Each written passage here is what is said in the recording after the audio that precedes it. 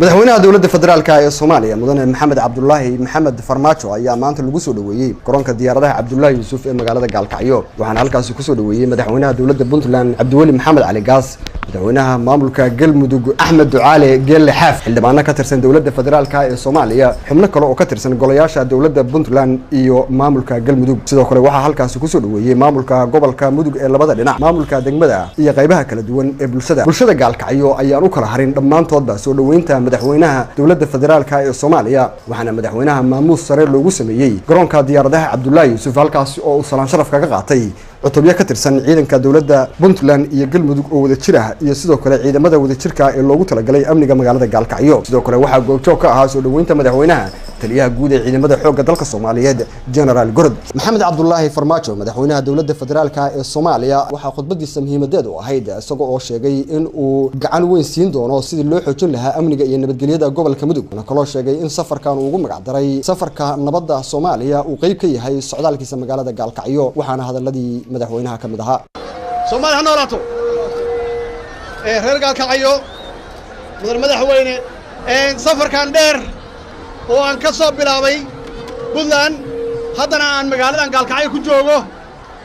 waxaan rabaa in aan la wadaago safarkan magaciisa wuxuu yahay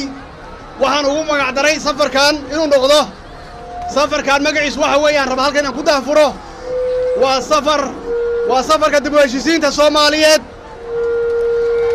waa safarka dib u heshiisiinta Soomaaliyeed oo aan rabo halkan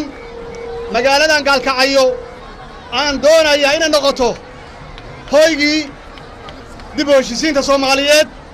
waa magaalo taariikhi ah oo ay ka yimaadeen halgamayaashii dad ka mid ah ee ka yimaadeen madaxdii qaranka soo maray intoodii badnayd waa magaalo taariikhi ah markaasi waxay ahayd hal magaalo ahayd oo dadkeedu ay walaalo yihiin waana ku soo celinayna insha Allah magaaladan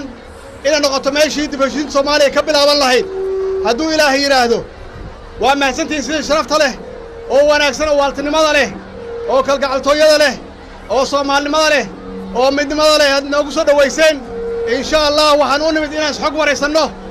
oo aan wax alla wixii aan isweydaarsan karno talooyina aan isku weydaarsanno oo aan ka shaqeyn magaalada inay noqoto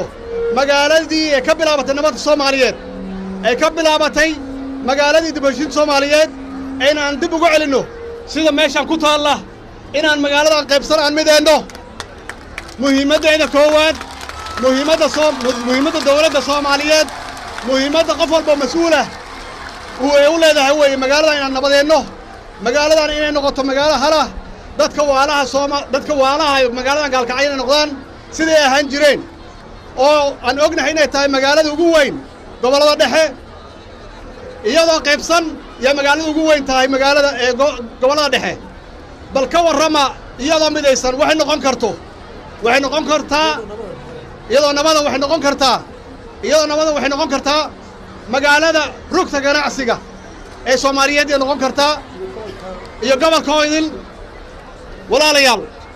waa mahadsantihiin insha Allahna waa kala warqadanayna laba maalmood soo socotaan joogna magaalada waxaan uga tagaynaa magaaladan iyadoo midaysan assalaamu calaykum wa rahmatullaahi wa barakaatuh